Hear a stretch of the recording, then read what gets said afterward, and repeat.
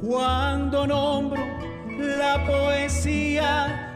Un abrazo a todos ustedes que nos soportan cada fin de semana en el Viernes BIN. Este programa, no digamos que maravilloso, no digamos que excelente, porque simplemente es un intento de acercarlos a todos ustedes a la literatura. Tampoco de una forma pedagógica, porque lo que hacemos no son propuestas didácticas para que ustedes tengan un mejor acercamiento al mundo de las letras, al mundo del cuento, de la narrativa, pues que en sí, de la poesía, de la novela, de los personajes que nos han hecho soñar por tanto tiempo, sino que es simplemente una posibilidad más que tenemos de comprender a aquellas personas que nos han hecho ver el mundo de otra manera. La escritura, la literatura, los autores, la poesía, la narrativa, es una posibilidad más para ser felices en algún momento. Hoy nos acompaña, como anteriormente, nuestro amigo Danilo, que es alguien que yo aprecio bastante, alguien del taller de literatura, muy joven, por cierto, para tener la capacidad de lectura, la capacidad de escritura, porque no le hemos contado antes. Danilo, tenemos que hablar un día de quién es Danilo como tal. Invitamos a Danilo, quién es Danilo, qué ha hecho Danilo, porque aunque ustedes no lo crean, Danilo también es algún premio que se ha ganado por ahí, algunas publicaciones que se han hecho. Danilo, un saludo para nuestros televidentes. Gracias, Henry, nuevamente en este programa tan interesante. Hoy el motivo pues es Juan Rulfo, un autor fundamental para nuestro idioma, para nuestro continente y para la literatura universal.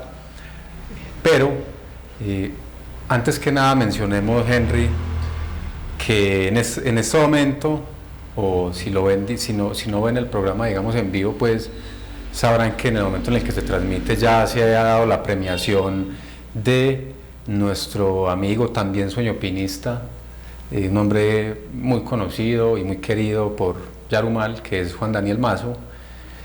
Recibe el premio en el Concurso Nacional de Escritura en la modalidad de ensayo. Entonces, con el premio de narrativa de José Luis Femberti, ya son 2 premios nacionales de integrantes del Sueño del Pino, un taller de literatura de pueblo, no somos el taller de AFIN ni de La Piloto. Sí.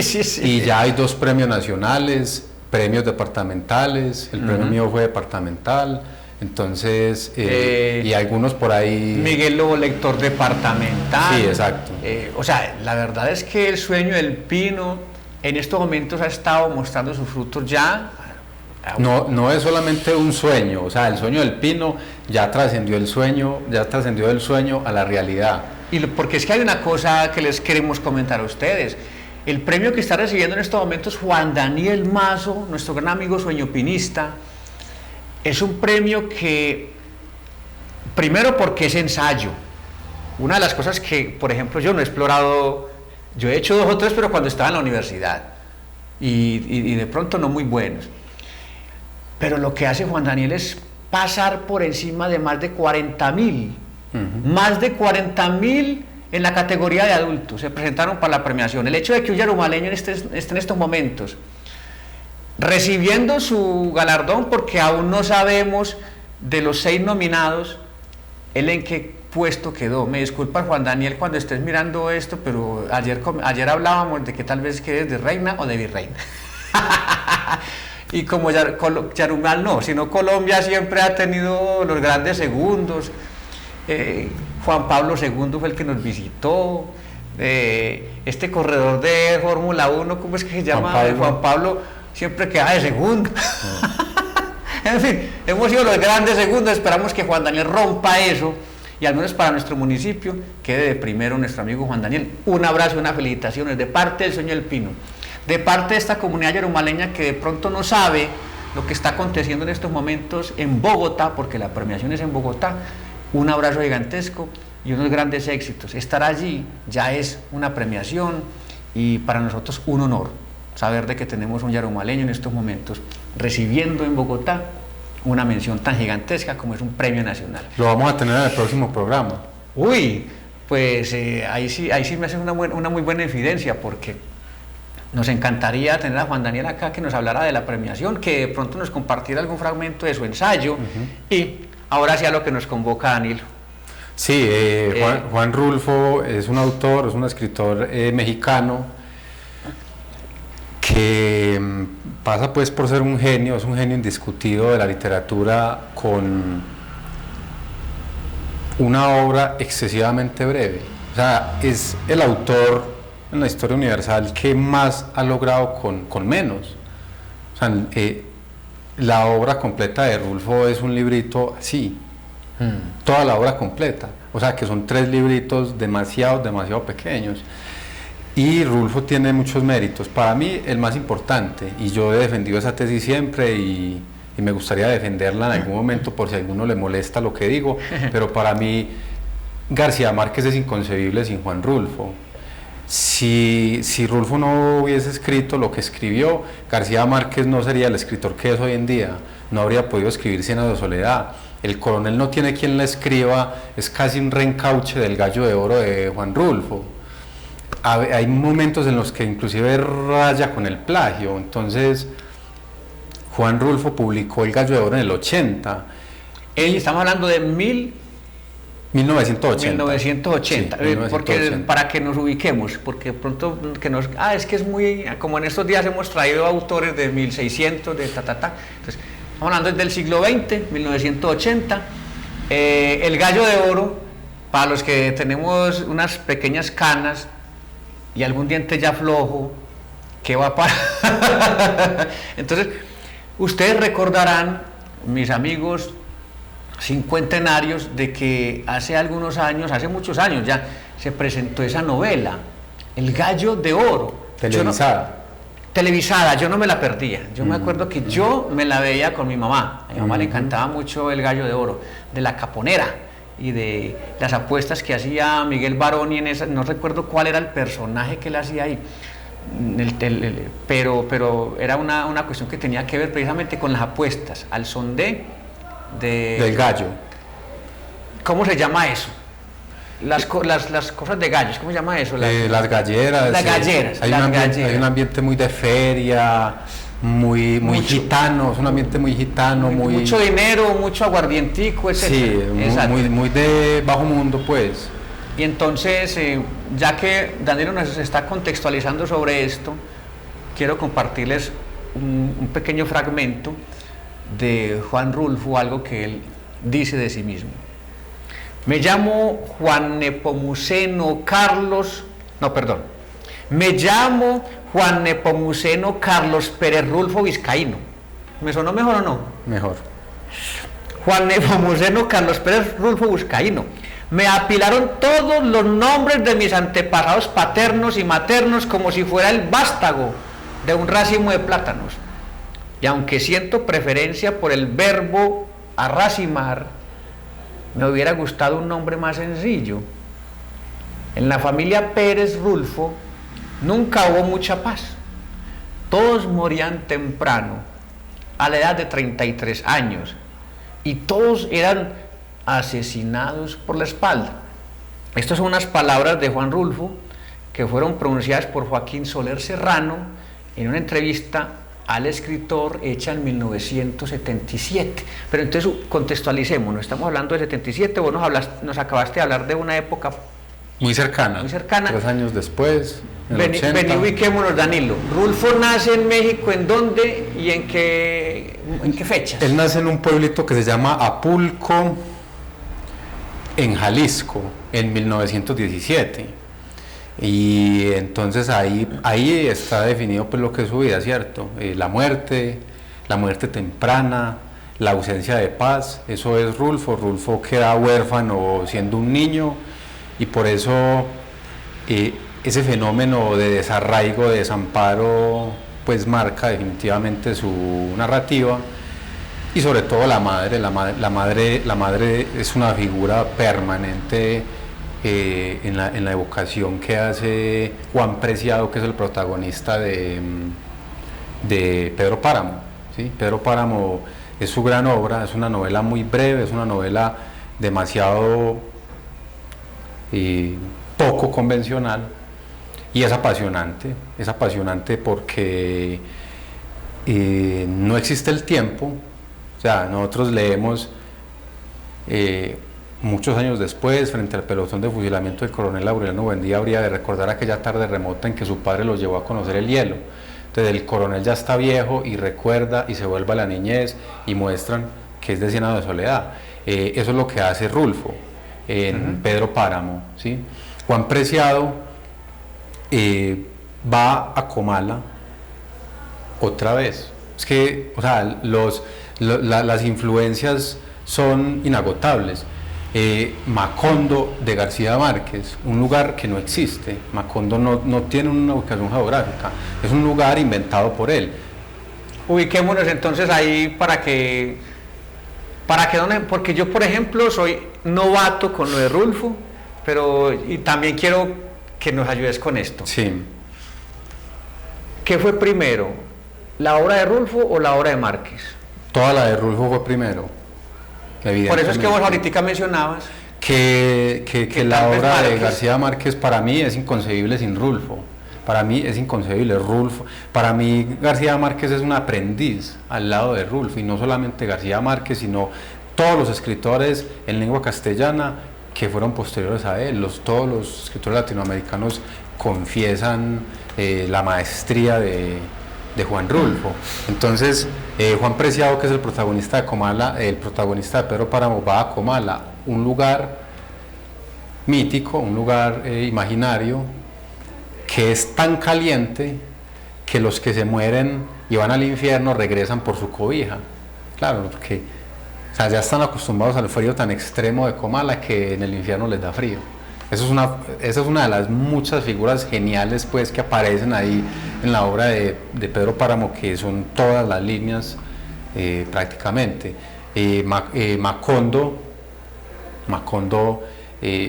es posible por Comala, pero también por Balandú, que es la misma figura de Manuel Mejía Vallejo, también anterior, ¿sí? Y todos a su vez se inspiran en Faulkner, que es el que crea una ciudad que se llama Yognapatofa, y así, Onetti hace lo mismo, etc. Entonces, ¿qué pasa? O sea, ¿por qué Rulfo es tan bueno? Porque en su obra o sea, está descrita la condición de toda América Latina, o sea, todo el problema que significa haber nacido en este continente está presente. De hecho, yo siento más, yo reconozco más los problemas de la misma Colombia, más en Rulfo, que inclusive en el mismo García Márquez. Para mí García Márquez no describe nuestra condición, pues, de la colombianidad y todo este problema que implica haber nacido en este país. Uno de los cuentos más famosos, posiblemente el mejor, es "Diles que no me maten", y para mí esa frase es la frase de América, es la frase de Colombia, sin lugar a dudas, y es la frase de todo el continente. Diles que no me maten. En cada país cada país de América ha existido un responsable de esa frase. Las dictaduras militares, las dictaduras políticas, los grupos armados, las guerrillas, lo que sea, ¿sí? Pero siempre ha existido un motivo en todos los países de América para decir "diles que no me maten", y precisamente ese cuento es el producto de unos problemas de linderos en una finca. O sea, ¿qué más colombiano que eso? Que vos te robaste un lindero, que se te pasaron las vacas, no sé qué, y te matan por eso. Y el que intenta defender la muerte de este sujeto es el propio hijo. Y el propio hijo no quiere velar porque su papá sobreviva, porque lo matan a él también. Claro, es el que peligra y se hace el pendejo. De hecho, cuando hablamos ayer en la tarde, Danilo y yo, de que tocáramos el tema de Juan Rulfo, pues la propuesta nos la hace Danilo al Viernes Vino. Entonces, ¿yo qué hago? Me voy a volverme a acordar, busco en mi computador algo que yo tengo una pequeña biblioteca acá y miro algunas cosas, pero me voy a internet y hay audiolibros con mucha cuentería de Juan Rulfo. Entonces me pongo mis audífonos mientras mi esposa se está viendo La Voz Kids Entonces me pongo yo a concentradito así, mientras ella ya pasa, mirando y haciendo fuerza, ay sí, que pase, que lo no. Y yo estoy allá escuchando, y lo primero que me encuentro en YouTube es un audiolibro de ese cuento, Diles que no me maten, que tiene un principio que de una vez lo compagina o lo encarreta, o sea, uy, aquí van a matar a alguien. Entonces lo enchuspa a uno. Sí. Y dele. Entonces es un audiolibro de 22 minutos que está uno conectado con el tema, y uno sabe que lo van a matar. Lo que no sabe es cómo y qué fue lo malo que hizo. Por eso ahorita que hablaba Danilo del tiempo, cómo maneja Rulfo el tiempo, me parece tan agradable. Yo me vine a dar cuenta que al hombre lo llevan 4 personas casi al final. Sí. Casi al final, que lo llevan a alguien, y ese alguien es el que lo está mandando fusilar, a ese señor que ha estado corriendo durante tanto tiempo y ya anciano, le dice, no me maten, que yo ya vio, ¿de qué le sirvo yo? Pero sin embargo, pues, ahí el final catastrófico que siempre esperábamos. Yo quiero, antes, Danilo, de que continuemos con esto, comentarles de que Rulfo también escribe poesía. En sus textos hay poesía, y hay algunas personas que se han encargado de extractar de los textos de él fragmentos poéticos. En alguno de esos libros de él está lo siguiente: por la puerta se veía el amanecer en el cielo, no había estrellas, solo un cielo plomizo, gris aún no aclarado por la luminosidad del sol. Una luz parda, no como si fuera a comenzar el día, sino como si apenas estuviera llegando el principio de la noche. Eso es Juan Rulfo también en sus textos. Ahora que lo mencionabas vos, de por qué de pronto Márquez y sus historias, es porque Juan Rulfo en sus escritos era muy poético. Anoche que estaba yo escuchando algunos audiolibros, logré encontrar un montón de símiles, un sinnúmero de metáforas en todo lo que escribía, porque él era muy descriptivo de lo que estaba sucediendo alrededor de un personaje, y eso llama mucho la atención. Ahora sí, Danilo, continúa entonces contándonos de este trasegar de Rulfo. Él tiene una particularidad y es que es un escritor demasiado consecuente, es un escritor muy honesto. Su obra va en relación con su vida y viceversa, porque así como escribió tan poco, hablaba muy poco. Sí. Se veía muy poco.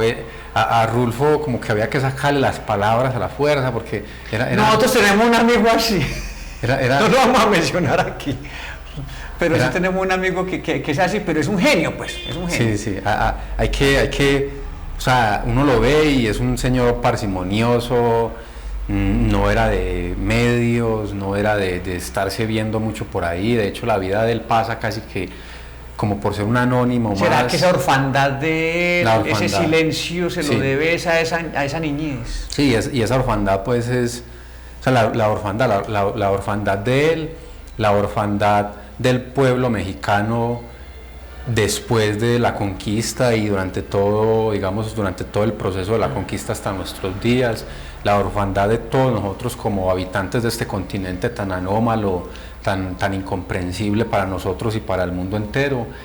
Por eso América Latina toda está en la obra tan breve de Juan Rulfo.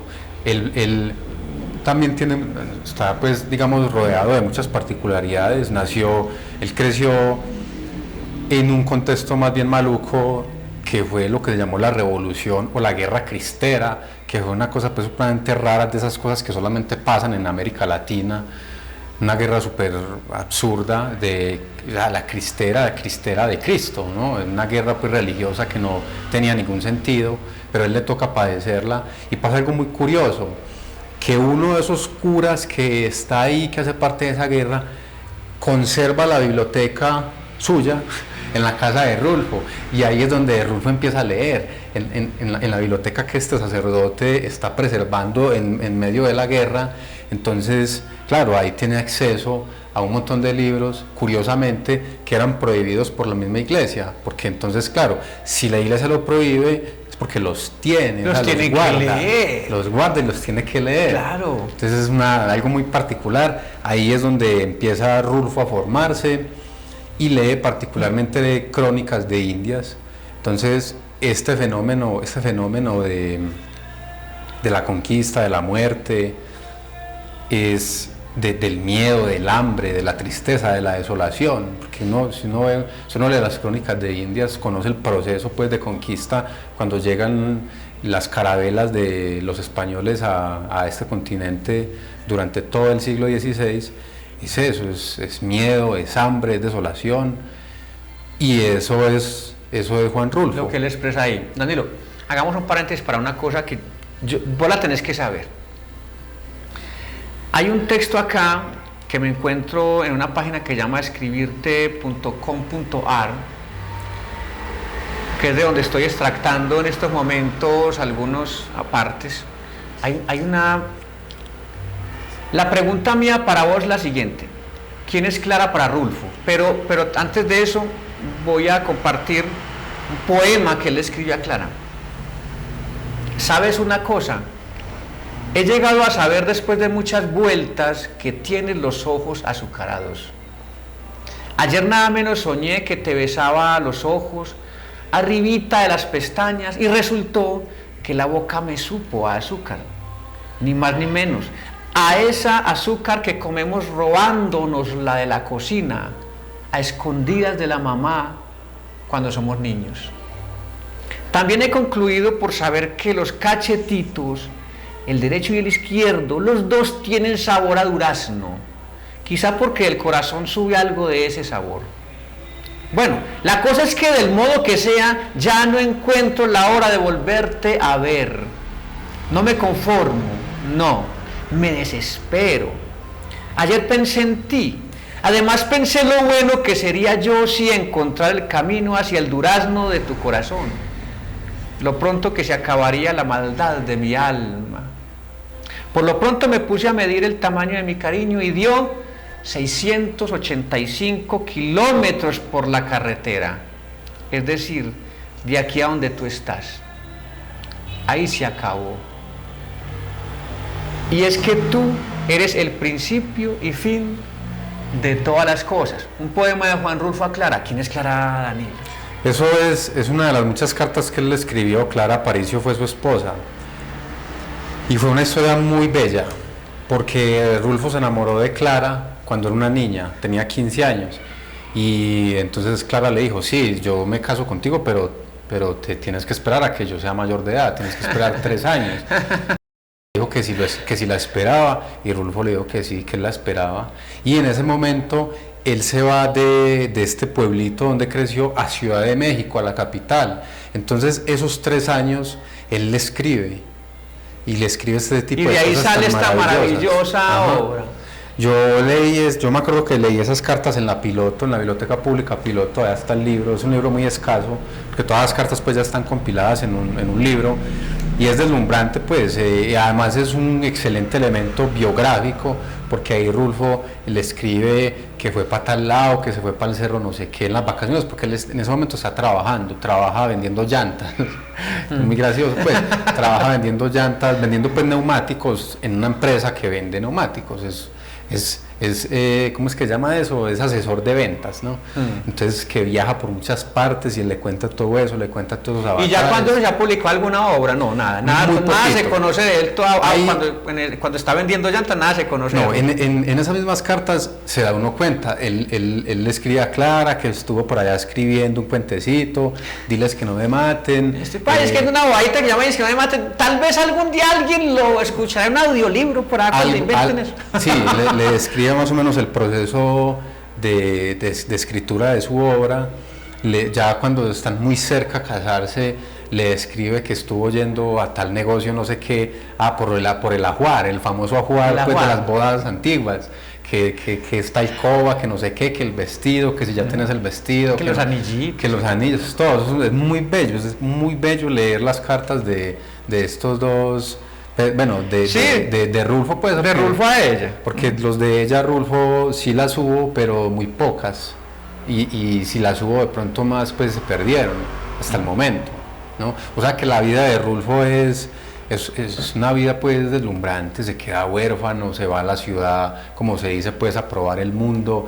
Esta historia de amor de por medio, esperando 3 años a que su amada crezca para poderse casar con ella. Después una obra que fue un fracaso, porque los libros no se vendían y él los regalaba, todos, eso se publica y pero sí le tocó conocer la fama y el prestigio estando vivo, eso sí. Algo parecido a lo que hace un amigo suyo que usted tiene a su frente, hermano. Y sí. No se vende, quédate con eso. Sí, no, eso no vale nada.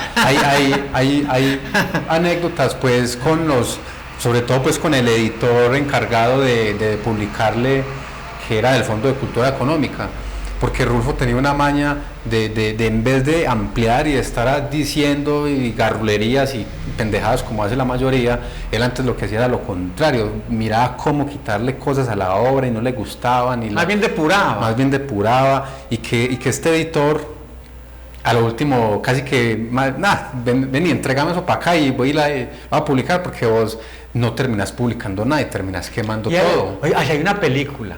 Y así era. Pero la película es al contrario, es el editor el que le está diciendo al escritor, quitémosle esto, no escribir páginas y páginas y a máquina, y enseguida le dice el editor, no, quitémosle esa historia donde vos pasas por, que hagamos, y el hombre se llena de rabia porque se ha demorado mucho creando un espacio para que le digan, no, quitemos esa esquinita de tal parte del libro. Entonces a él le daba mucha piedra. Con Rulfo es lo contrario, ¿no? Es el que depura. Es lo contrario, y hubo muchas obras que durante mucho tiempo se habló que las estaba trabajando y nunca se publicaron porque las destruían, no estaba de acuerdo. Entonces prácticamente Pedro Páramo fue publicada casi que en contra de su voluntad, como casi toda su obra, porque estos libros, estos cuentos de Alma en Llamas, fueron estos escritores como Juan José Arreola y todos los escritores amigos de él que lo instaban Bueno, pero entonces si Rulfo no vivía de la literatura, de la escritura, como hemos traído algunos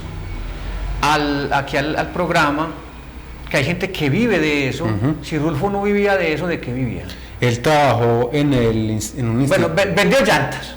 Bueno, vendió llantas, trabajó vendiendo llantas, tuvo otro par de trabajos más bien graciosos, pero ya al final se entabló trabajando en el Instituto Antropológico Mexicano, y ahí pues ya trabajó el resto de su vida. Tuvo un cargo era un dignatario de político. No, y era un antropólogo pues brillante, era antropólogo y era un etnólogo inmenso. Era un gran estudioso, además como leyó tanto, tuvo la posibilidad de leer tanto en su juventud, los conocimientos, pero hay otra cosa, porque es que se nos acaba el tiempo, tan corto el tiempo, tan dura la pena, tan larga la pena. Cuando El Gallo de Oro, nos dimos cuenta, los que logramos ver esa novela en televisión, de que el que escribió el guión del Gallo de Oro era Juan Rulfo, en contubernio con García Márquez. Exacto. ¿Cómo fue eso? Entonces, El Coronel no tiene quien la escriba sale en el 61, creo. El Gallo de Oro se publica oficialmente en el 80, pero El Gallo de Oro ya estaba escrito hacia el 56, hacia el 58 ya estaba escrito. Quiere decir que García Márquez lo conoció sin que saliera al mundo editorial. Eso pasa mucho. O sea, vos, Henry, conoces textos míos que no se han publicado, pero vos los conoces. Entonces, entre escritores pasa eso. García Márquez ya conocía El Gallo de Oro, por eso le sirvió para escribir El Coronel no tiene quien la escriba. Y por eso, digamos, sin que la obra se publicara y demás, ya él la conocía y podía, digamos, sentarse con quien consideraba pues su maestro indiscutido. Para mí, vuelvo e insisto, no es inconcebible García Márquez sin la existencia de Juan Rulfo. Antes de que rematemos, Danilo, les voy a compartir un fragmento, un poema de Rulfo que no tiene título,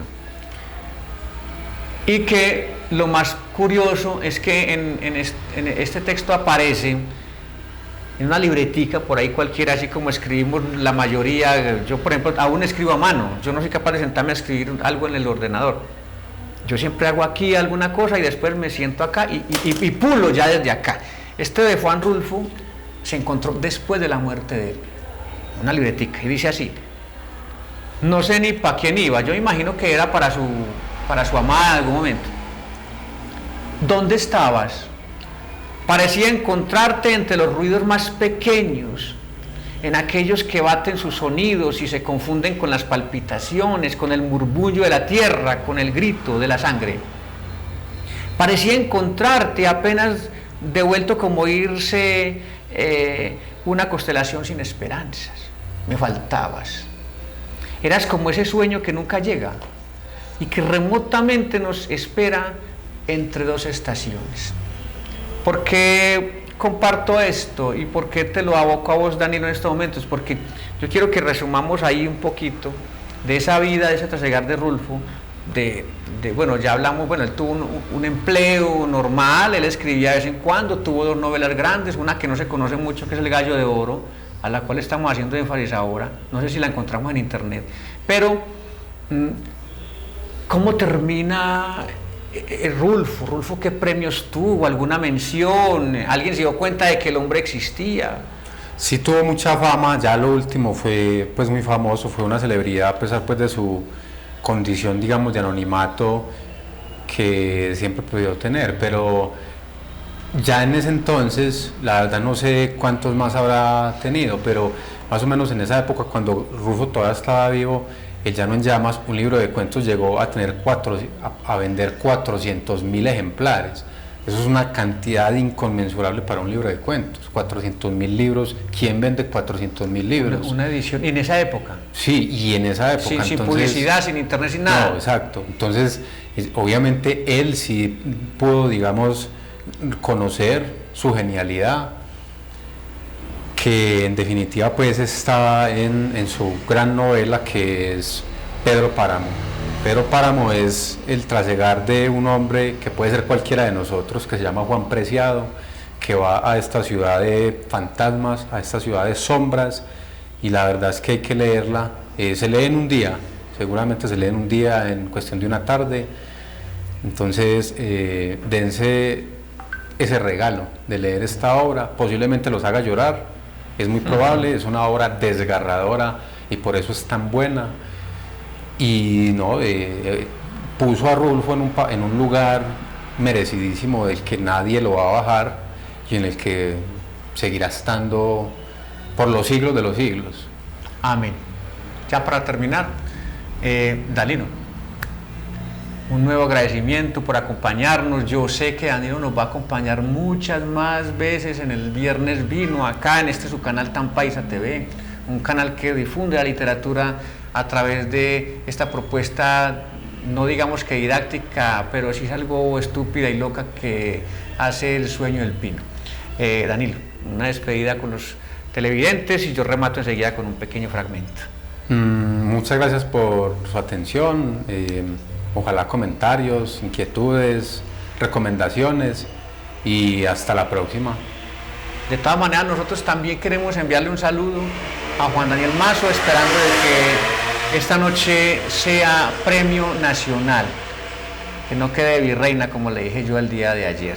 Qué pena, Henry, no quiero dejar pasar la oportunidad para mostrar este ejemplar de Agenda Cultural de la Universidad de Antioquia, que fue publicado en el 2017, en el centenario del nacimiento de Juan Rulfo. Muy bueno que pudieran tener acceso a él, tiene unos... Pero Agenda Cultural también se encuentra en la página de la Universidad de Antioquia. Hay un link que los comunica con el número. Entonces, en esta de Juan Rulfo, ¿la número? Sí, el número 242 del año 2017.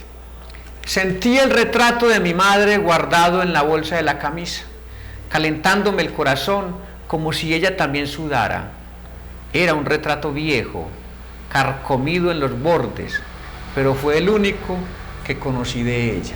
Este es un fragmento de uno de los libros de Juan Rulfo. Y así quedamos, nos vemos el próximo viernes y sean felices de nuevo, porque este viernes tenemos una disculpa más para sonreír. Nos vemos el próximo viernes y recuerden, el Viernes Vino. Salud, Danilo. Muchas gracias, Danilo.